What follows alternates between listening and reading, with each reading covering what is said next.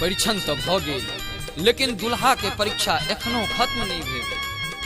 यौ भाई, विवाह करबै तो ई मिठगर सुखक आनंद लेबैये पड़त। शायर सब कसमसा रहल छथिन जे एक बेर कम से कम बरक ई तो बुझियनि जे कन्या सँ प्रेम कतेक छनि। ये दुल्हा चिन्ही लिया, ये दुल्हा चिन्ही लिया अपन दुलारी के छठ प्रहन प्यारी सेना। ये दुल्हा चिन्ही लिया अपन दुलारी के छठ प्राण प्यारी सेना।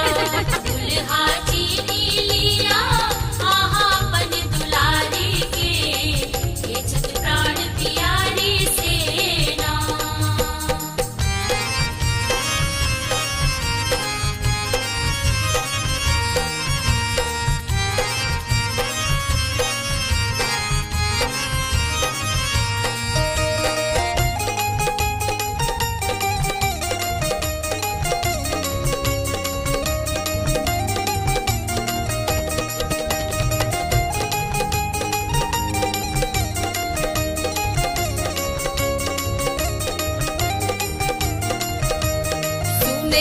अहाँ छी बड़का ज्ञानी, अहाँ के बाप के 3 जनानी।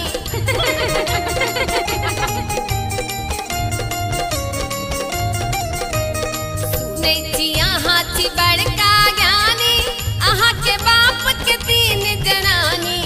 अहाँ बाजब कोनो, यो अहाँ बाजब कोनो बात के सोच विचारी के छठ प्राण प्यारी सेना। दुल्हा चिन्ही लिया अपन दुलारी के छठ प्राण प्यारी सेना।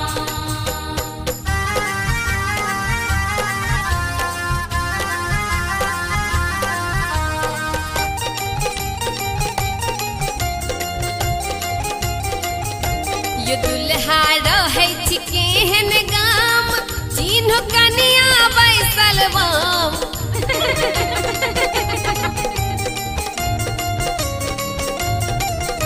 ये दुल्हा रहै छी केहन गाम, चिन्ह कनिया बैसल बाम।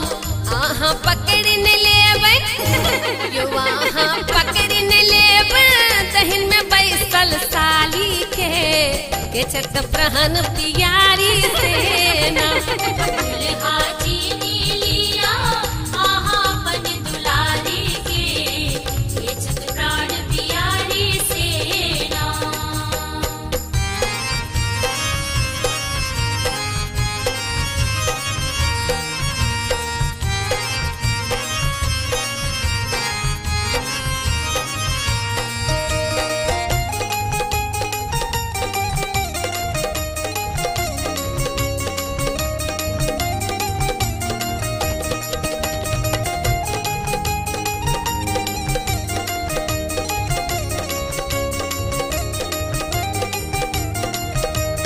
आमक पल्लव लिया हाथ, हम सब देव यहाँ के साथ।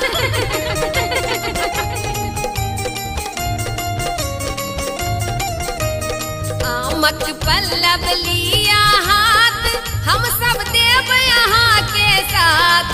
अहाँ नहीं चिन्हब त, यो अहाँ नहीं चिन्हब त पुत्र केहन छी नारी के छठ प्रहन प्यारी सेना।